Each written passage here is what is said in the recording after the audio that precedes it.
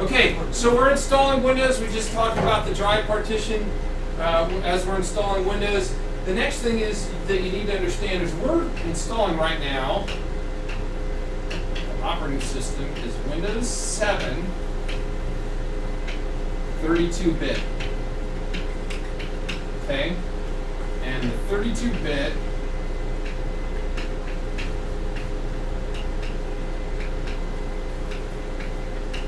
is the width of the bus. Okay? Now we talked before, chapter 1, about how there's a north bus route and there's a south bus route. What we never talked about is the little bus and the big bus. Okay? You guys have been riding the short bus for years and you didn't even know it. Okay? When it comes to the north bus and the south bus, I'm going to give you relative numbers. They used to be 16-bit buses when I was your age. And for the last 10 years plus, they've all been 32-bit buses. Meaning that every packet that goes around the motherboard is a 32-bit packet as it travels around the motherboard. So when we went from 16 to 32, it automatically sped up computers because it carried twice as much around every time it did one of those travel around the motherboard. We also have 64-bit now. Okay? We've had 64-bit for a while. But 64-bit drivers were not prevalent for a long time. So if you installed 64-bit, your stuff may or may not work. Just because the hardware works, just like we learned with Ubuntu, just because we know the Wi-Fi works does not mean the Wi-Fi works. Because we have to have the drivers to make it work. When Windows Vista came out, Dell was shipping Windows Vista laptops out. One of my students, Matt Sullivan, got a really nice new Windows Vista laptop, which he had to immediately ship back to Dell, and then install Windows XP on it so they could give it to him so it would work. They shipped it out with Windows Vista, and they had not made drivers for a majority of the things that were on his laptop. His Wi-Fi didn't work, his network ports didn't work, his USB did not work. What was he going to do with his laptop? I don't know. That's a lot of okay? It worked really fast and didn't do anything at all. Because he couldn't get anything off of it because so many things didn't work. Because of drivers.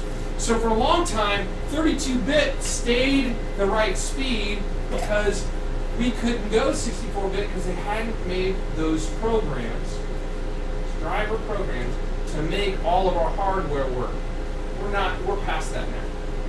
Okay, past that. So if you have a reason to go 64-bit, most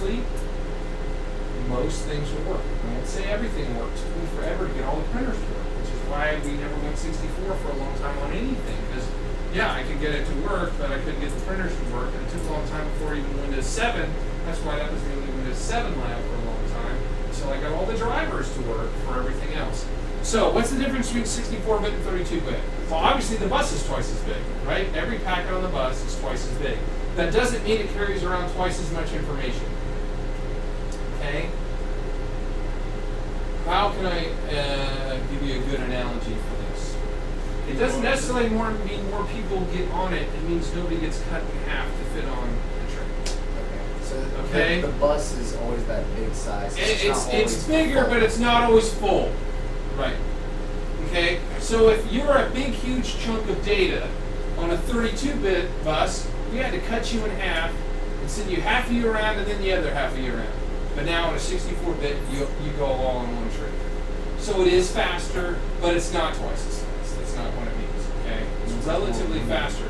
The other thing that it means when we go to a higher bus is you can use more memory. There's a limit on a 32-bit bus to 4 gigabytes. If you have a 32-bit operating system and 16 gig of RAM, you will use 4 gig of RAM. Period. You cannot use more. You cannot see anything past 4 gig.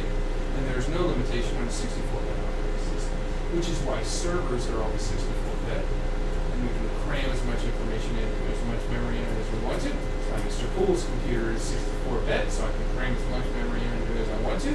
But yours are not. Yours are 32-bit, so that we know that all the drivers will work, and we are not putting more than 4 gig of RAM in them. We don't need to for a normal user.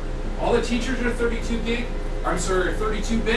Their computers all have 4 gig of RAM. All the workstations have 4 gig RAM. We have the most amount of RAM that a 32-bit operating system will use in We don't have any more than that because there's no reason to. Okay? So, you're installing Windows 7 32-bit, just so you know right now. Okay, so what I want to do, because I wanted to point that out, this is a video comparing Ubuntu and Windows 7 speeds. And there's some information on here. Our next paper is going to be an essay of you giving your impression and what you think Windows 7 versus Ubuntu. And I got some little questions like, would be good for school, that kind of stuff. But these videos are all on here on the assignment. And that isn't when it's due. That's when we're going to start it. It's Thursday, but we're doing the precursor stuff right now. Okay? So I'm going to go ahead and stop because there's no other recorder, no reason